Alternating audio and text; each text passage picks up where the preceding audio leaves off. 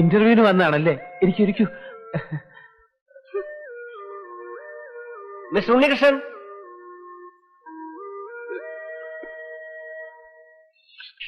Good morning sir. Good morning. Certificates. Take your seat. Thank you sir.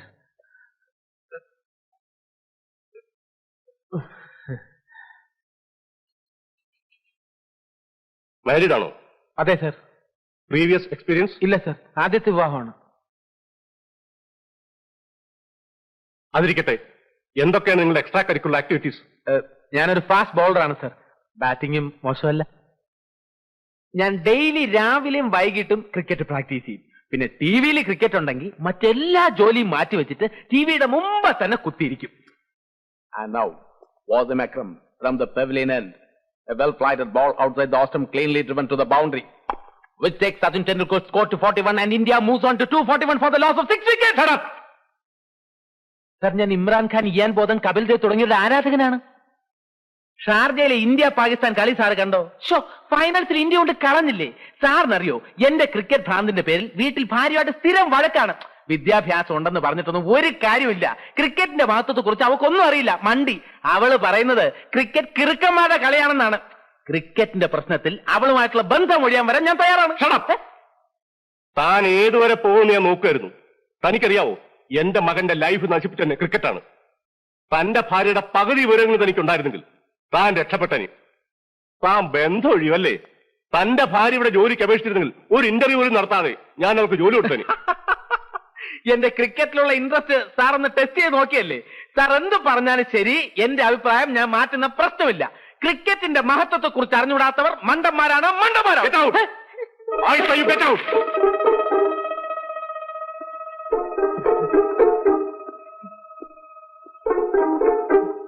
അയക്ക് cricket. സ്വല്പം നേരം കൂടെ അതിനകത്തിരുന്നെങ്കിൽ ചെകിട്ട താടി വരെ കിട്ടിയേനെ. എന്നോട് ക്ഷമിക്കണം, ആള് മാറിപ്പോയി. ഇന്ന് ഇന്റർവ്യൂ ചെയ്ത ചെയർമാനായി ഈ ചെയർമാന്റെ മകനായി MD. അദ്ദേഹം വീട്ടിൽ നിന്ന് ക്രിക്കറ്റ് കാണുക. ഈ ചെയർമാൻ എന്തെങ്കിലും വീക്ക്നെസ് ഉണ്ടോ? അങ്ങനെ പ്രത്യേകിച്ച് പറയത്തക്കതായി ഒരു വീക്കൻസും ഇല്ല. മറ്റുള്ളവരുടെ ദുഃഖത്തിൽ മനസ്സലിഞ്ഞു പോകും. ആള് ശുദ്ധന. അടുത്ത തവണ നമുക്ക് ഒപ്പിക്കാം. ധൈര്യമായിട്ട് പോ, ഇച്ചിരി പണിയുണ്ട്.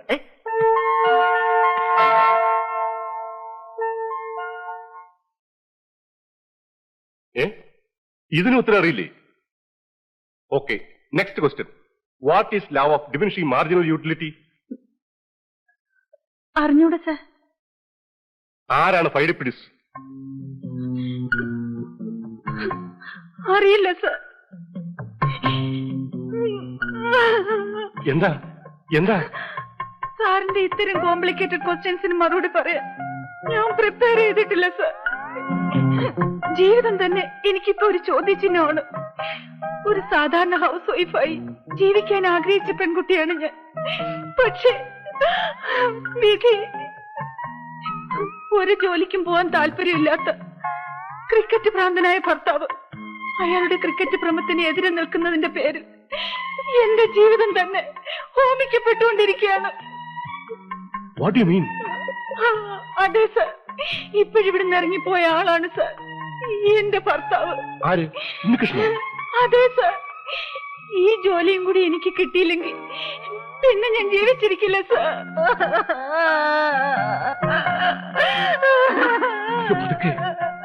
ഇതെന്താ? ആരെങ്കിലും കേട്ട എന്ത് വിചാരിക്കും? എന്റെ വിഷമം സാറിനോടല്ലാതെ ഞാൻ ആരോടാ പറയാ? വേണ്ട സർ, എനിക്ക് ഈ ജോലി വിധിച്ചിട്ടില്ലെന്ന് കരുതിയാൽ മതിയല്ലോ. ഞാൻ പോവാണ്. സാറിനെ ബുദ്ധിമുട്ടിച്ചതിൽ ക്ഷമിക്കണം. നിൽക്കൂ. You are appointed. Testimonies manage submit ചെയ്തിട്ട് നാളെ തന്നെ ജോയിൻ ചെയ്തു. ക്രിക്കറ്റിനെതിരായ കുട്ടിയുടെ ധർമ്മസമരത്തിൽ ഞാനും ഒപ്പം ഉണ്ടാവും. All the best. Thank you sir. എന്നോട് ക്ഷമിക്കണം സർ. എന്താ ഇത്? ആഹാ, താൻ പോയില്ലേ? ഞാൻ ക്രിക്കറ്റ് കളിക്കാറുണ്ടെങ്കിലും ഡെയിലി അതിനെക്കുറിച്ച് ഓർത്ത് പശ്ചാത്തപിക്കും. എന്റെ ക്രിക്കറ്റ് ഭ്രാന്ത് മാറ്റാൻ ഞാൻ യുനാനി മരുന്ന് കഴിച്ചുകൊണ്ടിരിക്കുകയാണ് സർ. ഒരാഴ്ചക്കകം ഈ ഭ്രാന്ത് മാറ്റി തരാമെന്നാണ് ഡോക്ടർ പറഞ്ഞത്. വിവാഹപ്രായമെത്തിയ 9 സഹോദരിമാർ, ക്ഷയം പിടിച്ച അച്ഛൻ, ഞാനാണ് സർ ഇവരുടെ ഏകാശ്രയം. അത് ശരി. അപ്പോഴും തനിക്ക് എന്റെ ഭാര്യയെ പറ്റിയൊന്നും പറയാനില്ല അല്ലേ? സാർ എന്റെ ഭാര്യ മെന്റലി നോ എക്സ്പ്ലനേഷൻ. താൻ ഒന്നും വിഷയേണ്ട കാര്യമില്ല. തനിക്ക് തന്നില്ലെങ്കിലും തന്റെ ഭാര്യയ്ക്ക് ഞാൻ പോസ്റ്റിംഗ് കൊടുത്തിട്ടുണ്ട്. ആ, ഇനി നിങ്ങൾ തമ്മിൽ ഒരു വഴക്കുണ്ടാകാൻ പാടില്ല. ഓക്കെ?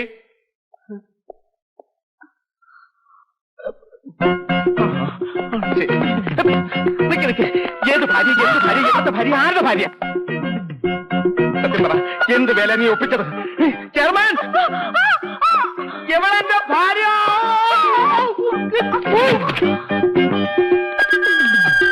വണ്ടിയുടെ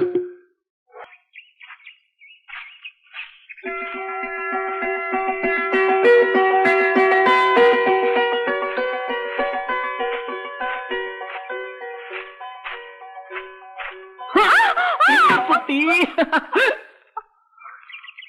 അയ്യോ, ഐ എം സോറി. ഞാൻ എന്തുവാണെന്ന് വിചാരിച്ചു. ലത എപ്പോ വന്നു?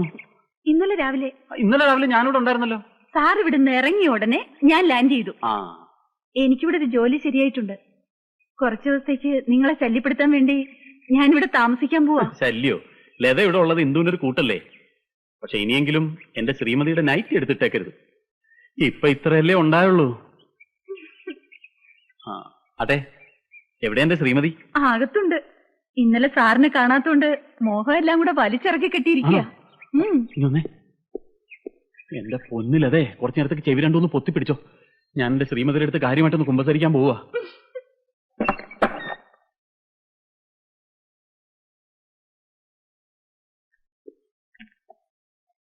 സംഗതി ഇപ്പം ഇന്നലെ വരാൻ പറ്റില്ല എന്നുള്ളത് എന്റെ തെറ്റാ. പക്ഷെ അതെന്റെ തെറ്റാണോ? ഞാൻ മനഃപൂർവ്വം അല്ലല്ലോ വരാതിരുന്നത്. കോർപ്പറേഷൻ ഓഫീസിൽ ചെന്നപ്പോഴാണ് അറിയുന്നത് കാര്യം നടക്കണമെന്നുണ്ടെങ്കിൽ മന്ത്രിയെ പോയി കാണണമെന്ന്. അതിന് തിരുവനന്തപുരം വരെ പോകാതെ പറ്റുമോ? എന്നാ കഴുത, ആ വിവരം നിനക്ക് ഇന്ദുക്കുട്ടിയുടെ അടുത്ത് പറഞ്ഞിട്ട് പോയിക്കൂടെ? അതെ, പറഞ്ഞില്ല. അതാണ് ഞാൻ ചെയ്ത തെറ്റ്. എന്നിട്ട് എന്തായി, പോയ കാര്യം നടന്നോ? എവിടെ? അതിന് ഇനിയും 3-4 ദിവസം കൂടെ അവിടെ നിൽക്കണമെന്ന് നിൽക്കായിരുന്നില്ലേ? അതിന് വേറെ ആളെ നോക്കണം. എന്റെ ഇന്ദുക്കുട്ടിയെ കാണാതെ ഒരു രാത്രി ഞാൻ കഴിച്ചു കൂട്ടിയ വിവരം എനിക്കും ദൈവത്തിനും മാത്രം. ദൈവത്തിന് എവിടെ നിന്ന് അറിയാനാണ്? എനിക്ക് മാത്രം അറിയാം. മതി മതി, വിശ്വട്ടിന് പുറത്തേക്ക് ഇറങ്ങി കഴിഞ്ഞാ എന്നെ പറ്റി ഒരു ചിന്തയില്ല. ഇന്ദു, നീ അത് മാത്രം പറയരുത്. ചിന്തയില്ലാഞ്ഞിട്ടാണോ ഞാൻ ഇത്രയും പെട്ടെന്ന് ഓടിയെത്തിയത്? വിശ്വട്ടിനറിയോ, ഫ്ലാറ്റ് കെട്ടിക്കൊടുക്കാമെന്ന് പറഞ്ഞ് വിശ്വട്ടൻ കാശ് വാങ്ങിച്ചവരൊക്കെ രാത്രിയാകുമ്പോ കള്ളും കുടിച്ച് ഇവിടെ വന്ന് ബഹളം ഉണ്ടാക്കുന്ന. വിശ്വട്ടൻ അവരെ കാശങ്ങ് തിരിച്ചു കൊടുത്തേക്ക്. എന്നാ പിടിച്ചോ. എനിക്കൊരു പുല്ലിന്റെയും പൈസ വേണ്ട. പണം കണ്ടു കളഞ്ഞവനാ ഞാൻ. അവന്മാർക്ക് ഫ്ലാറ്റ് വേണ്ടെങ്കിൽ വേണ്ട, പോവാൻ പറ. വിശ്വട്ടിനെല്ലാം വളരെ നിസ്സാര. എന്ത് തുടങ്ങുമ്പോഴും വലിയ പ്രതീക്ഷകളാ. ലക്ഷങ്ങളുടെ കണക്കും പറയും. എനിക്കറിയാം വിശ്വയുടെ എന്നിൽ നിന്ന് എന്തൊക്കെയോ മറച്ചു വെക്കുന്നുണ്ട്. എന്റെ മോളെ, നിന്നോട് പറയാത്ത എന്തെങ്കിലും രഹസ്യം ഉണ്ടോ എനിക്ക്? നിനക്ക് വേണ്ടി വിശ്വം മുഴുവൻ പിടിച്ചെടുക്കും. നീ നോക്കൂ, ഈ ഫ്ലാറ്റുകളൊന്നും തീർത്തു കൊടുത്തോട്ടെ. ഇതിനേക്കാൾ ഉഗ്രം പ്രോജക്റ്റുകൾ എന്റെ മനസ്സിലുണ്ട്. നോട്ട് എണ്ണി എന്റെയും നിന്റെയും കൈ കഴിക്കാൻ പോവുക.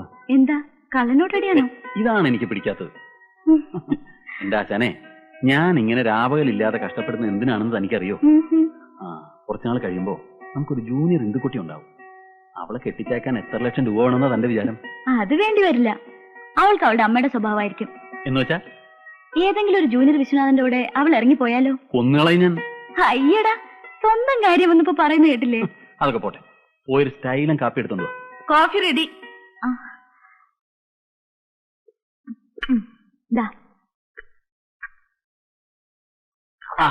ഇതാണ് കൈപ്പുണ്യം എന്ന് പറയുന്നത്. ഇത്രയും നല്ല കാപ്പി എന്റെ ജീവിതത്തിൽ ഞാൻ ഇന്നുവരെ എന്റെ ഇന്ദുക്കുട്ടി ഉണ്ടാക്കിയേ കഴിച്ചിട്ടുള്ളൂ, അല്ലേ? മതി മതി, ഈ വാചകടിയിലെ പണ്ട് ഞാൻ വീണുപോയത്. വിഘ്നേശ്വര, ഈ തേങ്ങ കല്ലിലല്ല അടിക്കേണ്ടത്, എന്റെ നെഞ്ചത്താ.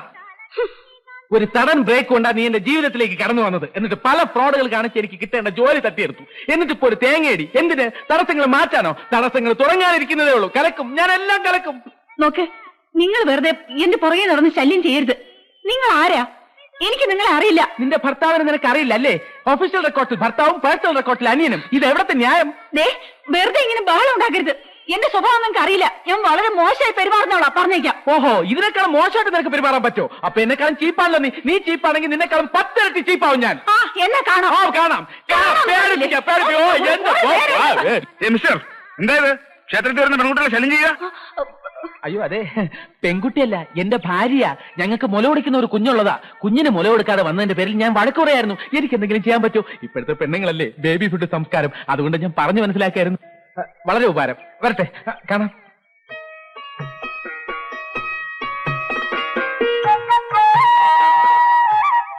പോയോ? ഭഗവാനെ, അനീതിയുടെ ഒരുപാട് കഥകൾ പറയാനുണ്ട്. ഒക്കെ സൗകര്യം പോലെ നേരിട്ട് വന്ന് ബോധ്യപ്പെടുത്തിക്കൊള്ളാം. അഡ്വാൻസ് ആയിട്ട് ഇതിരിക്കട്ടെ. വിഘ്നേശ്വര.